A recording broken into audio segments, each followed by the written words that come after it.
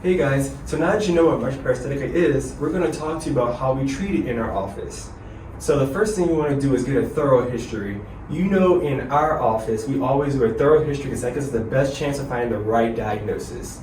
So we want to know about the patient's activities and when they feel the pain. We know about paresthetica, patients usually have pain in the anterior part of their thigh.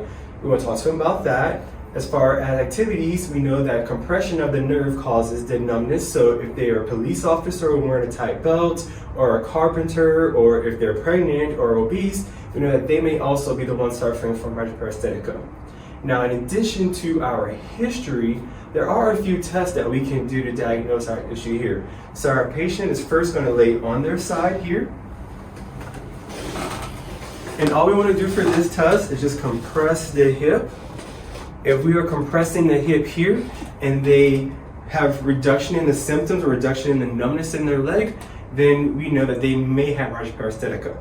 Our next test, the patient is going to be face down because we know that lumbar extension should increase the sensation in the leg. So we're going to do some lumbar extension test here. And if we do any of these tests here, and our patients say that they have increased discomfort or increased numbness, tingliness in this leg, they may have Meralgia Paresthetica.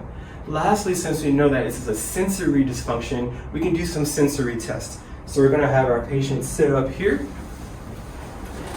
and we use our trusty pinwheel, and we will run it down their leg and compare the sensation side to side. If our patient has less sensation on one side to the other, it's the same side where they're having the numbness or the burning sensation, then they may actually have Meralgia Paresthetica.